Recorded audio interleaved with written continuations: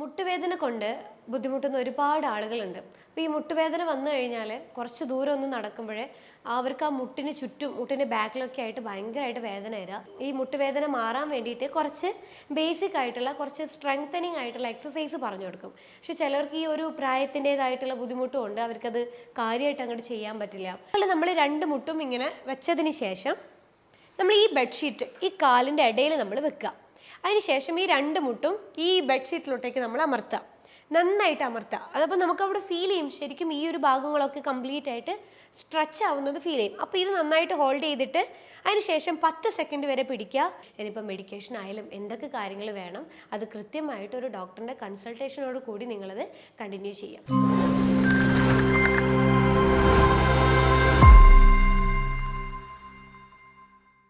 മുട്ടുവേദന കൊണ്ട് ബുദ്ധിമുട്ടുന്ന ഒരുപാട് ആളുകളുണ്ട്. അപ്പോൾ ഈ മുട്ടുവേദന വന്നു കഴിഞ്ഞാൽ കുറച്ച് ദൂരം ഒന്ന് നടക്കുമ്പോഴേ അവർക്ക് ആ മുട്ടിന് ചുറ്റും മുട്ടിൻ്റെ ബാക്കിലൊക്കെ ആയിട്ട് ഭയങ്കരമായിട്ട് വേദന വരിക. പിന്നെ സ്റ്റെപ്പ് കയറാനൊക്കെ ഭയങ്കര ബുദ്ധിമുട്ടായിരിക്കും. അപ്പോൾ മുട്ടിൻ്റെ ഉള്ളിൽ നിന്നൊരു കുത്തിപ്പറിക്കുന്ന പോലത്തെ വേദന ഉണ്ടാകുക. ചിലർക്ക് ഈ മുട്ടുവേദന അതിൻ്റെ ആ ഒരു വേദന കൂടുന്നതിനനുസരിച്ച് ഇരിക്കുമ്പോഴും അതുപോലെ കിടക്കുമ്പോഴായാലും വേദന വന്നുകൊണ്ടിരിക്കുക. കാലൊന്ന് നിവർത്തി വെച്ച് നിവർത്തി വെക്കാൻ പോലും അവർക്ക് പറ്റാത്ത രീതിയിലാണ് വേദന ഉണ്ടാകുക. മടക്കാൻ നമ്മളിപ്പം മുട്ടുവേദന വന്നിട്ട് പേഷ്യൻസിനോട് മുട്ടൊന്ന് മടക്കാൻ പറയും. അപ്പോൾ മുട്ട് മടക്കാൻ പോലും അവർക്ക് പറ്റുന്നില്ല, ഭയങ്കരമായിട്ട് വേദന ഉണ്ടാവും. പിന്നെ ചിലവർ ഈ മുട്ടുവേദനയുടെ ആ ഒരു തീവ്രത കാരണം അവർക്ക് ഇരുന്ന് നിസ്കരിക്കാൻ പറ്റാണ്ട് അവരെന്ത് ചെയ്യും, ചെയറിൽ ഇരുന്നിട്ട് നിസ്കരിക്കുന്ന കുറേ ആളുകളുണ്ട്. ഇതുപോലെ മുട്ടുവേദനയുടെ ബുദ്ധിമുട്ട് അനുഭവിക്കുന്ന കുറേ പേരുണ്ട്. പിന്നെ നമ്മളിപ്പോൾ മുട്ടുവേദന വന്നു കഴിഞ്ഞാൽ ചിലർ എന്തെങ്കിലും ട്രീറ്റ്മെൻറ്റ്സ് ഒക്കെ മാറി മാറി എടുത്തു നോക്കും. പക്ഷേ ആ കംപ്ലീറ്റ് മുട്ടുവേദനയിൽ നിന്ന് അവർക്ക് റിക്കവർ ചെയ്യാൻ പറ്റുന്നില്ല. ചിലർ കുറേ മരുന്നുകൾ മാറി മാറി മാറി എടുത്തു കഴിഞ്ഞാലും മുട്ടുവേദനയ്ക്ക് യാതൊരു രീതിയിലും മാറ്റം ഉണ്ടാവില്ല. പിന്നെ ചിലർ അവസാനം ഈ വേദന സഹിക്കാൻ കഴിയാതെ മുട്ട് മാറ്റിവെക്കൽ സർജറിയിലോട്ടേക്കൊക്കെ ഷിഫ്റ്റ് ചെയ്യും. എന്നാലും അവരുടെ ആ വേദന അപ്പോഴും ബാക്കി നിൽക്കും. കാരണം അവർക്ക് കാല് നിവർത്തി വെക്കാൻ പറ്റാത്ത രീതിയിലായിരിക്കും മുട്ടുവേദന ഉണ്ടാകുക. അപ്പോൾ നമ്മൾ ചിലവരോട് ഈ മുട്ടുവേദന മാറാൻ വേണ്ടിയിട്ട് കുറച്ച് ബേസിക് ആയിട്ടുള്ള കുറച്ച് സ്ട്രെങ്തനിങ് ആയിട്ടുള്ള എക്സസൈസ് പറഞ്ഞു കൊടുക്കും. പക്ഷെ ചിലർക്ക് ഈ ഒരു പ്രായത്തിൻ്റെതായിട്ടുള്ള ബുദ്ധിമുട്ടും ഉണ്ട്, അവർക്കത് കാര്യമായിട്ട് അങ്ങോട്ട് ചെയ്യാൻ പറ്റില്ല. ചിലവർക്ക് ഈ ശരീരഭാരം കൂടുതലുള്ളവർക്ക് അതിൻ്റെ ഒരു ബുദ്ധിമുട്ട് കാരണം കൊണ്ടും കാര്യമായിട്ട് ഈ മുട്ട് സ്ട്രെങ്തൻ ചെയ്യാനുള്ള ഒരു യോഗയോ അല്ലെങ്കിൽ എക്സസൈസോ കാര്യങ്ങളോ ഒന്നും ചെയ്യാൻ പറ്റാറില്ല. അപ്പോൾ ഇന്നത്തെ വീഡിയോയിൽ ഞാൻ സംസാരിക്കാൻ പോകുന്നത് അല്ലെങ്കിൽ ഞാൻ കാണിച്ചു തരാൻ പോകുന്നത് ഈ പ്രായമുള്ള ആളുകളായാലും ശരീരഭാരം കൂടുതലുള്ള ആളായാലും ഈ മുട്ടുവേദന അനുഭവിക്കുന്ന എല്ലാവർക്കും ചെയ്യാൻ പറ്റുന്ന നീ സ്ട്രെങ്തൻ ചെയ്യാൻ പറ്റുന്ന കുറച്ച് സ്ട്രെച്ചിങ് ആയിട്ടുള്ള കുറച്ച് എക്സസൈസുകളാണ്. അത് ഏതൊക്കെ നമുക്ക് ചെയ്യാൻ പറ്റുന്നതെന്നുള്ളത് നോക്കാം. നമ്മൾ ഇനി ചെയ്യാൻ പോകുന്നത് നീ ജോയിൻറ്റിൻ്റെ മസിൽസിനെ സ്ട്രെങ്തൻ ചെയ്യിപ്പിക്കുന്ന കുറച്ച് എക്സസൈസാണ് നമ്മളിനി നോക്കാൻ പോകുന്നത്.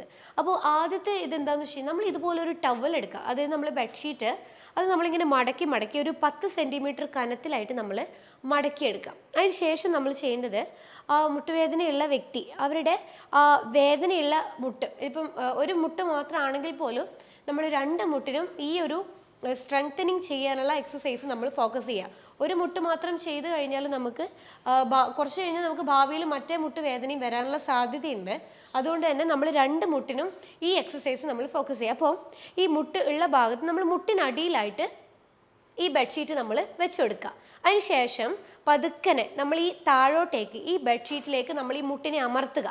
അപ്പോൾ നന്നായിട്ട് താഴോട്ടേക്കിനെ അമർത്തിയതിന് ശേഷം ഒരു 10 സെക്കൻഡ് നമ്മൾ ചെയ്യുക, ഇത് പിടിച്ചു നിർത്തുക. 10 സെക്കൻഡ്. അപ്പോൾ ചെറുതായിട്ടൊരു വേദന ഉണ്ടാവും, പക്ഷെ നല്ലതാണ്. 10 സെക്കൻഡ് കഴിഞ്ഞതിന് ശേഷം സാവധാനത്തിൽ നമ്മൾ പഴയതുപോലെ മുട്ടിനെ നമ്മൾ റിലാക്സ് ചെയ്യുക. അപ്പോൾ ഇത് നമ്മളൊരു 10 തവണ 10 സെക്കൻഡ് ഹോൾഡ് ചെയ്തിട്ട് ഒരു കാലിന് നമ്മൾ ചെയ്യാം. അതേപോലെ മറ്റേ മുട്ടിനും നമ്മൾ ഇതുപോലെ ചെയ്യാം.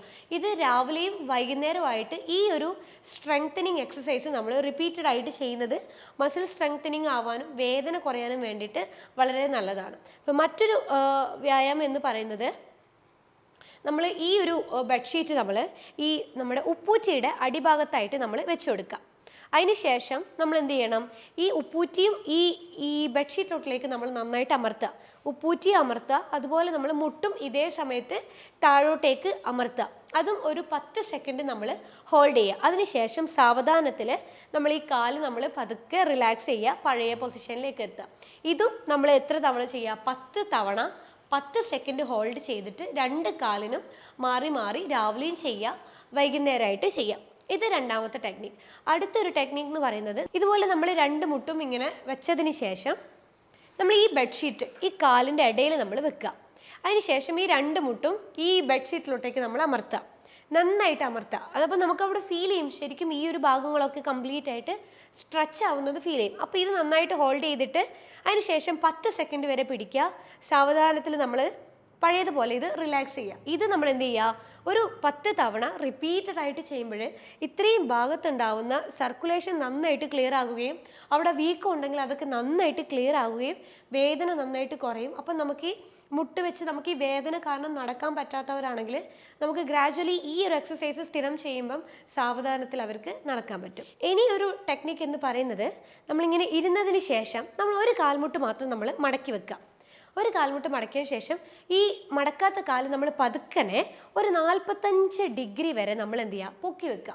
അപ്പോൾ നമുക്ക് ഇവിടെ കംപ്ലീറ്റ് ആയിട്ട് ഒരു വേദനയും നമുക്ക് ഭയങ്കര നമ്മൾ മസിൽസൊക്കെ നന്നായിട്ട് ടൈറ്റ് ആയ ഒരു ഫീൽ ഉണ്ടാവും, ഒരു ചെറിയൊരു വൈബ്രേഷനൊക്കെ നമുക്ക് ഫീൽ ചെയ്യും. അപ്പോൾ അത് നമ്മൾ മാക്സിമം 10 സെക്കൻഡോളം ഹോൾഡ് ചെയ്തിട്ട് സാവധാനത്തിൽ നമ്മൾ എന്ത് ചെയ്യുക, കാല് താത്തി വെക്കുക. ഇതും ഇതുപോലെ ഒന്നുകൂടെ നമ്മളൊരു 10 തവണ 10 സെക്കൻഡ് എന്നുള്ള രീതിയിൽ ഒരു രാവിലെയും വൈകുന്നേരം എന്നുള്ള രീതിയിൽ നമ്മൾ ചെയ്തുകൊണ്ടേയിരിക്കുക. ഇത് അവിടെയുള്ള മസിൽസിനെ നല്ല രീതിയിൽ സ്ട്രെങ്തൻ ചെയ്യാൻ വേണ്ടിയിട്ട് വളരെ നല്ലതാണ്. അപ്പോൾ ഈ 3 ടെക്നിക്ക് നമുക്ക് ഇരുന്നു കൊണ്ട് കിടന്നുകൊണ്ട് ഇങ്ങനെ ചെയ്യാൻ പറ്റുന്ന കുറച്ച് കാര്യങ്ങൾ. അപ്പോൾ അടുത്തത് എന്ന് പറയുന്നത് ഇതുപോലെ നമ്മൾ കുറച്ചുകൂടെ മുന്നോട്ടായിട്ട് നമ്മൾ ഇരിക്കുക, കംപ്ലീറ്റ് ബാക്കോട്ട് ഇരിക്കുക. നമ്മൾ കാല് പുറത്ത് കിട്ടുന്ന രീതിയിൽ മുന്നോട്ടായിട്ട് ഇരിക്കുക. അതിനുശേഷം നമ്മൾ ഒരു കാല് സാവധാനത്തിൽ സ്ട്രെയിറ്റ് ആയിട്ട് ഇങ്ങനെ പൊക്കുക.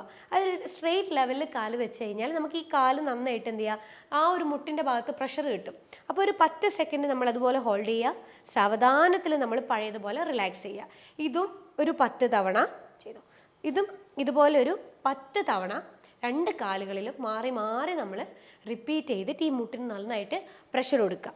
ഇത് നമ്മുടെ കാൽമുട്ടിൻ്റെ മസിൽസിനെ കംപ്ലീറ്റ് ആയിട്ട് സ്ട്രെങ്തൻ ചെയ്യും. ഇത്തരത്തിൽ നമ്മൾ എക്സസൈസ് ചെയ്യുമ്പോൾ നമ്മൾ ഇത്രയും ഭാഗത്തുള്ള മസിൽസിനെയാണ് നന്നായിട്ട് സ്ട്രെങ്തൻ ചെയ്യിപ്പിക്കുന്നത്.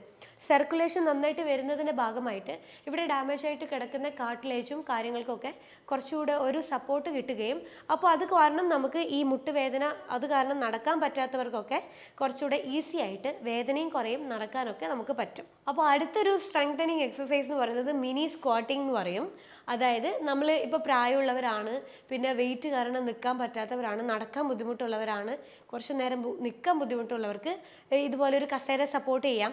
അല്ലാത്തവർക്ക് നോർമലി നിന്നിട്ട് സപ്പോർട്ട് ചെയ്തിട്ട് നമുക്ക് ഈ ഒരു എക്സസൈസ് ചെയ്യാം. അതായത് പതുക്കനെ നമ്മൾ ബാക്കൊക്കെ കറക്റ്റ് സ്ട്രെയിറ്റ് ലെവലിൽ വെച്ചതിന് ശേഷം കുറച്ചുകൂടെ നമ്മൾ എന്ത് ചെയ്യുക, ഇരുന്ന് നമ്മൾ ഈ മുട്ടിനൊന്ന് സപ്പോർട്ട് ചെയ്തിട്ട് നമ്മൾ സ്ക്വാട്ടിംഗ് പൊസിഷൻ ഒന്ന് മെയിൻറ്റെയിൻ ചെയ്യുക. ഇതൊരു 10 സെക്കൻഡെങ്കിലും നമ്മൾ ഹോൾഡ് ചെയ്ത് പിടിച്ചതിന് ശേഷം റിലീസ് ചെയ്യുക. അങ്ങനെ റിപ്പീറ്റഡ് ആയിട്ട് ഒരു 10 തവണ രാവിലെയും വൈകുന്നേരമായിട്ട് ഈ ഒരു എക്സസൈസ് ഫോളോ ചെയ്യുന്നത് മുട്ടിൻ്റെ ഈ ജോയിൻറ്റുകൾക്കും അതുപോലെ മസിൽസും നന്നായിട്ട് സ്ട്രെങ്തൻ ആവാനും ജോയിൻറ്റുകളിൽ ഉണ്ടാകുന്ന വീക്കം നമുക്ക് കംപ്ലീറ്റ് ആയിട്ട് റിക്കവർ ചെയ്തിട്ട് ഈ നടക്കാൻ ബുദ്ധിമുട്ടുള്ളവർക്കൊക്കെ കുറച്ചും കൂടി ഈസി ആയിട്ട് നടക്കാനും പറ്റും. തേയ്മാനം നമുക്കൊരു പരിധി വരെ റിക്കവർ ചെയ്യാനും പറ്റും. അപ്പോൾ മുട്ടുവേദന നമുക്ക് ഉണ്ടെങ്കിലും നമ്മൾ എന്തെങ്കിലും എക്സസൈസ് പ്രാക്ടീസ് ചെയ്യുകയാണെങ്കിലും നമ്മൾ കൃത്യമായിട്ട് ആദ്യം ഒരു ഡോക്ടറെ കൺസൾട്ട് ചെയ്യുക. ആ ഡോക്ടറെ കൺസൾട്ട് ചെയ്ത് ഡോക്ടറുടെ അഡ്വൈസോട് കൂടി നിങ്ങൾ ബാക്കി എന്തൊക്കെ കാര്യങ്ങൾ സ്ട്രെങ്തനിങ് എക്സസൈസ് ആയാലും ഇനിയിപ്പോൾ മെഡിക്കേഷൻ ആയാലും എന്തൊക്കെ കാര്യങ്ങൾ വേണം അത് കൃത്യമായിട്ട് ഒരു ഡോക്ടറിൻ്റെ കൺസൾട്ടേഷനോട് കൂടി നിങ്ങളത് കണ്ടിന്യൂ ചെയ്യാം. അപ്പോൾ മുട്ടുവേദനയെ കുറിച്ചിട്ടുള്ള കൂടുതലായിട്ടുള്ള ഡീറ്റെയിൽസ് നിങ്ങൾക്ക് അറിയണമെങ്കിൽ താഴെ കാണുന്ന നമ്പറിൽ നിങ്ങൾ കോൺടാക്ട് ചെയ്താൽ മതി. അപ്പോൾ അടുത്തൊരു ഹെൽത്ത് ടോപ്പിക്കുമായിട്ട് അടുത്ത വീഡിയോയിൽ കാണാം. അതുവരേക്കും ബൈ.